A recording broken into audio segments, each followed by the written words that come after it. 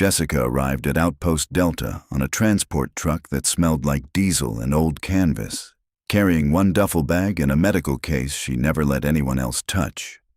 The clinic sat on a low ridge above a dry riverbed, a cluster of reinforced tents and one concrete building that had probably been a farmhouse before the war turned it into something else. 25 kilometers of empty hills separated it from the nearest real fighting. Most of the staff treated that distance like a guarantee. She was 26 years old, slight, with dark hair pulled back so tight it looked painful, and she kept her eyes down in a way that made people assume she was either shy or scared. Within an hour of stepping off the truck, she'd been assigned a cot in the nurse's tent and a locker that didn't lock, and she'd already heard someone behind her mutter that the army was scraping the bottom of the barrel these days. The clinic's head nurse, a heavy-set woman named Marsh, looked her over like she was inspecting a delivery that had come in damaged. "You're the new transfer," Marsh said. It wasn't a question. 5 years out of school and they send you here. Lucky us. "I requested a forward post," Jessica said quietly. Marsh snorted and walked away without responding, which set the tone for most of that first day. The soldiers recovering in the ward weren't any kinder. There were 6 of them at the moment. Men nursing shrapnel wounds, a broken collarbone, an infection that wouldn't clear. And they had nothing to do but heal and talking meant finding something to talk about. Jessica became that something almost immediately. "She jumps every time a truck backfires," said Private Julian, a wiry 22-year-old with his arm in a sling, loud enough for her to hear across the tent. "How's she supposed to handle real casualties if she can't handle the engine?" It wasn't true, not exactly. Jessica didn't jump at the backfire. She'd gone very still, the way a person does when they're listening for a second shot, calculating distance and direction before deciding it was nothing. But stillness looked like fear to people who didn't know what they were watching for, and nobody at Outpost Delta knew what they were watching for. She didn't correct him. She finished checking his sling, tightened it with quick, sure hands, and moved to the next bed without a word. "You don't talk much," said Sergeant David Vance from the cot at the end of the row.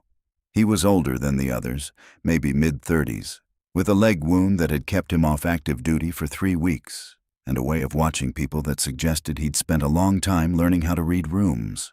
"That's fine. Some people don't need to talk to be good at their job." It was the first kind thing anyone had said to her since she arrived. She glanced at him, surprised, and something flickered behind her eyes. Gratitude, maybe, or just the simple shock of being seen as competent instead of fragile. Then it was gone, tucked away like everything else about her. "Thank you, Sergeant," she said, and moved on. The days settled into a rhythm. Jessica worked long hours, changed dressings, ran IVs, helped the camp doctor, an overworked man named Reyes, who barely had time to notice anyone's personality, only their usefulness. And at night, she sat alone outside her tent, looking at the hills in the dark longer than seemed normal for someone who was supposed to be afraid of what was out there. Julian noticed that too, eventually, and made it into a joke. "She stares at the perimeter like she's expecting an invasion," he told the others one evening, grinning. "Maybe she thinks the war's gonna come find her personally." A couple of the men laughed. Vance didn't. He'd been watching Jessica change a dressing on his leg an hour earlier, and what he'd seen had stuck with him in a way he couldn't quite explain. Her hands had moved with an economy of motion he recognized from somewhere. Not the careful fumbling of a fresh-out-of-school nurse, but the clean, unhurried precision of someone who had done far more violent and far more delicate things with her hands than wrap gauze. She'd cut the old bandage in one motion, checked the wound without flinching at the smell of it, and repacked it tighter and more comfortable than Reyes himself usually managed. It was such a small thing. He almost didn't trust himself for noticing it. "Where'd you say you transferred from?" Vance asked her the next morning, keeping his voice casual as she checked his temperature. "Overseas," Jessica said.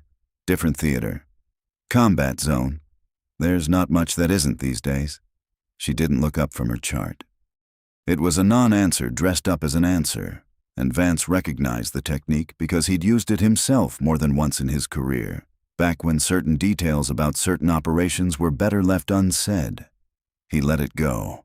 But that night, lying awake with his leg throbbing in the dark, he found himself running through the small, strange details again. The stillness instead of flinching, the hands that moved like a surgeon's and a soldier's at once, the eyes that scanned the tree line every evening like she was counting something the rest of them couldn't see. He didn't have an explanation. He just had the growing, uneasy feeling that Outpost Delta's quietest, most mocked nurse was not at all what she appeared to be, and that whatever she was hiding, she'd been hiding it for a very long time. Word of the new nurse's strangeness spread through the outpost the way most things did at a forward base with too little to do and too much downtime. Slowly, then all at once, twisted a little more with each retelling. By the end of her first week, half the camp had a theory about Jessica. Some said she'd washed out of a hospital back home and gotten exiled to Delta as a punishment posting. Others said she'd had some kind of breakdown after her last deployment, and the army hadn't known what else to do with her. Julian's favorite version, which he told anyone who'd listen, was that she was so bad at her job overseas that nobody would take her, and Delta was simply the last clinic desperate enough to say yes. None of it was true. None of it came close. But Jessica never corrected any of it, and her silence only fed the rumors further. "You ever notice she doesn't eat with anybody?" Julian said one evening in the mess tent, picking at a tray of reconstituted eggs. "Doesn't talk in the showers line, doesn't ask anybody about home. It's like she's not even trying to be here." "Maybe she's just tired," said one of the other recovering soldiers, a private named Okafor with a bandaged hand. "Some people don't need an audience to do their job." "Or maybe she's hiding something," Julian said, grinning like he'd made a joke, though something in his tone suggested he half believed it. Vance, 3 tables over, didn't join the conversation, but he was listening. He'd been listening to a lot of conversations lately, turning over the small, contradictory details about Jessica like puzzle pieces that refused to fit the picture everyone else had already decided on. 2 days earlier, he'd watched her walk the perimeter fence during a supply delivery, ostensibly to get fresh air. She'd paused at the northeast corner, the one spot where the tree line crept closest to the wire, and stood there for almost a full minute, completely still, before continuing her walk. He'd mentioned it to the gate guard, a young corporal named Brandt, mostly out of curiosity. "Yeah, she does that," Brandt had said, shrugging. "Comes by every couple days. I figured she just likes the view." Vance hadn't said what he was actually thinking, that the northeast corner wasn't where you'd stand for a view. It was where you'd stand if you were checking sight lines, measuring distances, identifying the one gap in coverage that an attacker would exploit first. He'd stood in that exact spot himself, years ago, during a perimeter assessment in a different war. It wasn't a place civilians gravitated to. It was a place soldiers checked out of habit, the kind of habit that didn't switch off just because the uniform came off. He brought it up with Reyes, carefully, framing it as idle conversation rather than suspicion. "She's sharp," he said. "Sharper than her file probably says." Reyes, exhausted as always, just shrugged. "She's the best nurse I've had in 2 years. I don't care where she came from as long as she keeps doing what she's doing." That should have settled it. It didn't. The next clue came from an unlikely source. Okafor, the private with the bandaged hand, who mentioned almost in passing that Jessica had corrected him on his rifle stance during a guard rotation briefing. "She wasn't even trying to show off," he said, sounding almost confused by it. "Just said my weight was too far back on my left foot, and I'd lose accuracy past 200 meters if I didn't fix it. Then she just walked off. Didn't explain how she knew that. 200 meters wasn't a number civilians threw around.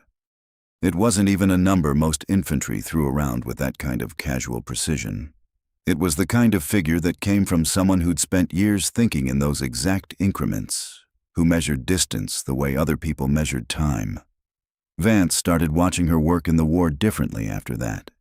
He noticed she always positioned herself with a clear line to the tent's 2 exits, never with her back fully to either one. He noticed she changed her position at night without seeming to think about it, as though some old instinct kept rearranging her body in relation to doors and windows, even in her sleep, judging by the way her cot was always nudged a few inches from where it had been the day before. None of it was proof of anything. Taken individually, every detail had an innocent explanation. Taken together, they painted a picture that made the back of Vance's neck prickle every time he thought about it too long. Tension at the outpost was rising for other reasons too. A supply convoy had been ambushed 11 kilometers south 2 days earlier. Nothing catastrophic, a few wounded, no fatalities. But it was the third such incident in 2 weeks, and the pattern was getting harder to dismiss as coincidence. Command had started flagging increased mercenary activity in the region, groups that weren't affiliated with either side of the main conflict, operating with a coordination and discipline that suggested former military training rather than opportunistic raiders. "They're testing routes," Vance said to Reyes over coffee, reading the latest dispatch with a frown. "Probing for soft targets. We're 25 clicks from anything. We're about as soft as it gets out here." Reyes didn't look up from his paperwork. "We've got a perimeter, we've got guards, we'll be fine." Vance didn't answer. He'd seen what happened to clinics in places that thought they had enough of a perimeter, enough guards, enough distance. He'd seen it more than once. And lying in his cot that night, leg aching, he found his mind circling back to Jessica, to the way she stood at the wire like she was already calculating angles nobody else had thought to calculate, to the calm, unreadable stillness she carried like a second skin. He didn't know what she was, but some old instinct of his own, the kind soldiers don't fully lose either, told him that whatever it was, Outpost Delta might need it sooner than anyone expected. The attack came just after midnight, and the first sign of it was the silence. The generator cutting out mid-hum, the floodlights along the perimeter fence dying in a ragged sequence from north to south, like something was working its way down the wire with purpose. Jessica was awake before the second light went dark. She'd been awake most nights since arriving at Delta, not from insomnia, but from a habit she'd never managed to unlearn. And when the compound dropped into blackness, she was already pulling on her boots. Gunfire started 30 seconds later. Short, disciplined bursts, not the panicked spray of raiders, but the controlled fire of people who had trained together and trained recently. Shouts rose from the guard posts. Somewhere near the front gate, Corporal Brandt's voice cracked out a warning over the radio before it cut to static. In the ward, the wounded soldiers struggled upright in their cots, reaching for weapons that weren't there because nobody arms patients in a medical tent. Julian swore, trying to push himself up on his good arm. Vance was already moving despite his leg, dragging himself toward the supply locker where the ward kept 2 rifles for emergencies neither of them had ever expected to use. "Stay down," Jessica said. Her voice had changed. It wasn't louder, but it carried a different weight, the kind that made people obey without questioning why. The tent flap tore open, and a man came through it fast, rifle raised, scanning for targets in the dark. He saw Jessica first, small, unarmed, standing too calmly for someone facing a gun, and made the mistake of treating her like exactly what she'd spent 5 years pretending to be. She closed the distance before he could correct his aim. Her hand caught the barrel and shoved it skyward as her other hand drove into his throat, and the rifle was hers before he hit the ground. She put 2 rounds into the doorway behind him without hesitation, dropping a second attacker who'd been moving up to follow, then dragged the first man's body fully inside the tent and out of the line of fire from the entrance. The ward went silent except for the gunfire outside. 6 wounded men stared at her like she'd grown a second head. "Sergeant," Jessica said, already checking the rifle's magazine, voice flat and businesslike. "How many shooters do you estimate, based on what you heard?" Vance blinked. "What? 6, maybe 8. Coordinated. They hit the generator first." "That tracks." She moved to the tent's side wall, found a gap in the canvas she could see through, and assessed the compound in 3 seconds flat. Muzzle flashes near the motor pool, 2 more near the eastern fence line. The guard tower silent in a way that suggested its occupant was no longer able to report. They want the clinic intact. They're not torching it, they're funneling toward the main building. That means they want something in here, or someone. How the hell do you know any of that? Julian demanded, his voice climbing toward panic. She didn't answer right away. She was already at the second rifle, stripping it down and checking it with hands that moved faster than anyone in that tent had ever seen hands move, like the motion had been carved into muscle memory long before tonight. Because I've done this before, she said finally. A lot of times. Done what before? Vance pushed himself closer, ignoring the pain in his leg. Who are you? Jessica looked at him, and for the first time since she'd arrived at Outpost Delta, something in her face wasn't hiding. My name's Jessica Hale. Until 5 years ago, I was a Tier 1 sniper.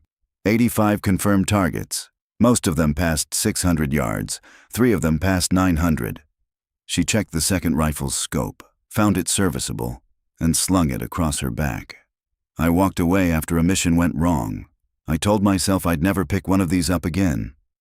The tent absorbed that in stunned silence, broken only by the gunfire outside, closer now. You're a... Julian started, and couldn't finish the sentence.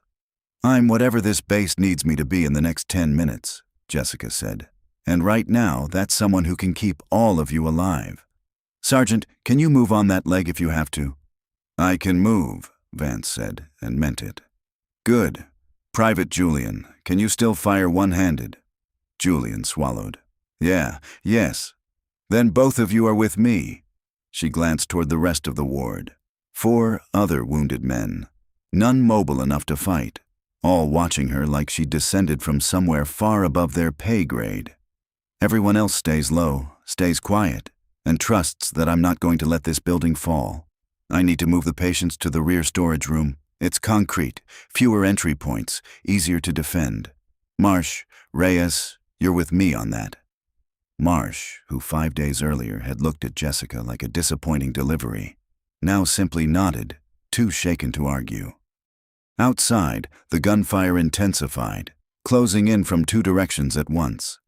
Jessica moved to the tent flap, rifle up, scanning the dark with the calm, terrible patience of someone who had spent years learning that panic killed faster than bullets did. Stay behind me, she said, and stay close. Then she stepped out into the night, and the woman the entire base had spent a week mocking as too soft, too nervous, too unqualified for a war zone became, in the space of a single breath, exactly what she'd always been underneath the quiet, a weapon that had simply been waiting for a reason to remember itself. Jessica had the patients relocated within 4 minutes, Marsh and Reyes half carrying the 2 men who couldn't walk, Julian covering the corridor with his good arm, Vance limping behind with a rifle steadied against his hip. The storage room was windowless, concrete-walled, with one door that Jessica jammed shut using an overturned supply cabinet the moment the last patient was inside. This holds unless they bring something heavier than rifles, she told Reyes. Keep everyone down and quiet. I need the high ground. The high ground is the roof, Vance said. There's no way up except the ladder by the water tank, and that's exposed on 3 sides. I know. Jessica was already checking the rifle's scope against what little ambient light remained. Moonlight mostly, filtering through smoke from somewhere near the motor pool. That's exactly why nobody's expecting anyone to be up there. She took Julian with her as a spotter, judging correctly that his arm was useless for accurate fire, but his eyes were sharp and his nerves, now that the shock had burned off, were holding steadier than she'd expected. They went up the exposed ladder fast, low and flat, against the roof's lip the moment they cleared it. And from there, Jessica finally had what she needed. A clear line across the entire compound. Muzzle flashes marking targets like a map drawn in fire. Count them, she said. I see 5 positions, Julian said, voice tight. They're pushing toward the main building in 2 groups. They're trying to flank the storage room from the motor pool side. That's the group that matters. Jessica settled the rifle, breathed once, and put a round through a muzzle flash 200 meters out. The flash stopped. That's one. What followed wasn't fast, and it wasn't clean the way it looked in the stories soldiers told each other afterward. It was methodical. Jessica reading the rhythm of the assault, identifying which attackers were leaders by how the others moved around them, and removing those first. Julian called distances and confirmed kills with a voice that cracked twice and steadied both times. Below them, Vance had taken position at a ground floor window, picking off anyone who got too close to the storage room's exterior wall, buying Jessica the minutes she needed to work the larger battlefield from above. The mercenaries adjusted within 10 minutes, which told Jessica something important. "They're trained," she said to Julian between shots. "They just lost their third position holder, and they're already restructuring instead of breaking. That's not raiders, that's a unit. Does that matter right now? It means they won't quit just because we're winning the exchanges. They'll regroup and hit us from a direction we're not covering." She scanned the dark tree line beyond the perimeter fence, the place she'd stood and measured angles on quiet afternoons, without admitting to herself why. There, staging area, maybe 150 meters past the wire. If they're massing there, they're planning something bigger than another rifle push. She made a decision that, days earlier, nobody at Outpost Delta would have believed she was capable of making. "I need a spotter on the ground, and I need to get outside the wire." "That's insane," Julian said. "You'll be in the open." "I'll be in the open either way once they bring up whatever they're staging out there. Better I find it first." She was already moving toward the ladder. "Vance, with me. Julian, hold this position. Keep eyes on the motor pool group. Radio Reyes if anything changes." Vance didn't argue, despite the leg, despite every reasonable instinct telling him this was a job for someone uninjured. He'd spent the last week trying to figure out who Jessica really was. Now he understood. And understanding came with an obligation to trust her completely, or not at all. They moved through a gap in the fence Jessica had clearly identified days earlier. The same northeast corner Vance had watched her study without understanding why. And into the tree line beyond. What they found confirmed her instinct. A second mercenary element. 8 to 10 men, working to set up a mounted weapon with a clear line into the compound's main building. The one structure still drawing power from the backup generator. The one structure command would assume was the most defended and therefore the safest. "They're going to level it," Vance breathed. "Not if I disrupt their setup first." Jessica was already finding a firing position, calculating wind, distance, the angle through scattered brush. "I need exact ranges on the 3 men working the weapon. Can you get them?" Vance had ranged targets before, years ago, and the habit returned faster than he expected. "Center man, 610 meters, left flank, 590, right flank's moving, hard to fix." Good enough. Jessica's breathing slowed, the way it had slowed 85 times before, in another life, in another version of herself she'd buried under 5 years of bandages and quiet rooms. She fired 3 times in under 20 seconds. The weapon emplacement went still. The remaining mercenaries scattered, some toward the compound, most away from it, their coordinated assault fracturing the moment its critical piece collapsed. Over the radio, Reyes's voice cut through, ragged with relief. Air support had been requested the moment the attack began, and now, finally, the distant thud of rotors confirmed it was close. 10 minutes out, Reyes reported. "They're asking if the LZ is secure." "Tell them it will be," Jessica said, already moving back toward the wire, toward the compound, toward whatever was left of the fight. "Just keep everyone alive until then." The helicopters arrived 9 minutes later, and the remaining mercenaries broke contact fast, scattering into the dark hills rather than face air support with no extraction plan of their own. By the time the rotors thinned the smoke over the compound, the fighting had dropped to scattered, retreating gunfire, and then to nothing at all. Jessica didn't stop to feel any of it yet. She was already moving back through the gap in the fence with Vance limping behind her when the radio on her hip crackled with Julian's voice, raw with panic. "Brandt's down. Gate position. He's hit bad. Machine gun fire's still covering that whole stretch. Nobody can get to him." Jessica didn't ask for clarification. She was already running. The gate position sat in the open, exposed to a tree line where at least one mercenary gun team hadn't gotten the message that the assault was over.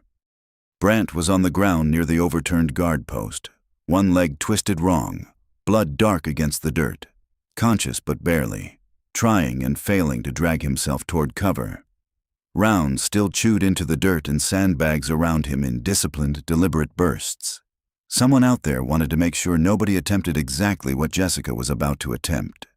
"Cover me," she told Vance, who'd caught up despite his leg, despite everything.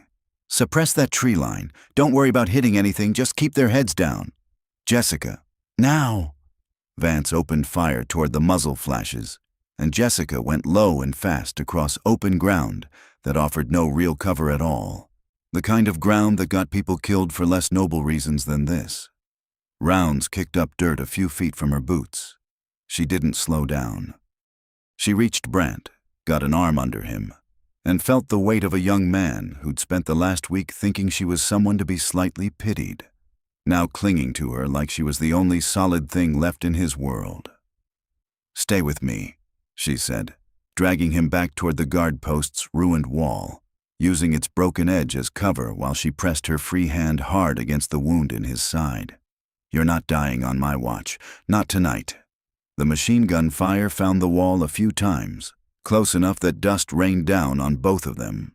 But the angle was wrong now, and Vance's suppressing fire was forcing whoever held that position to choose between aiming and surviving. They chose surviving. The gun went quiet and didn't start again. Jessica got a pressure dressing on Brant's wound with the same hands that, hours earlier, had stripped a rifle in the dark and put rounds through target 600 meters out.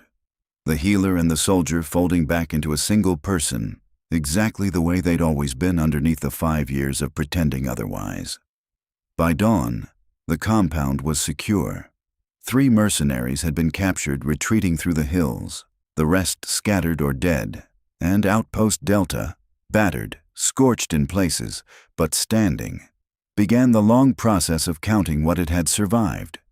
Colonel Harmon, the regional commander, arrived by mid-morning to assess the damage personally, and it was Reyes, exhausted and still half in shock, who gave him the account that mattered most. "She held this base together, sir. Without her, I don't think any of us would be standing here." Harmon found Jessica in the ward an hour later, where she'd returned, without being asked, to checking dressings and taking vitals as though the night had never happened. He studied her for a long moment before speaking. 85 confirmed, he said. "I pulled your file the second Reyes mentioned your name. You should have told command you were here." "I asked not to be found," Jessica said quietly.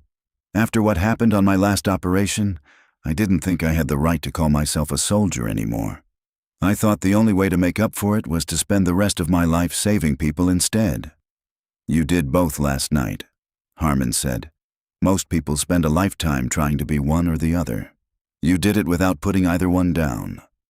He offered her then something she hadn't expected and wasn't sure she deserved: a posting at the Central Military Academy, building a training program that didn't yet exist, one that would teach combat medics to fight and fighters to heal, treating the line between the two as the artificial thing it had always been rather than the wall Jessica herself had spent 5 years hiding behind.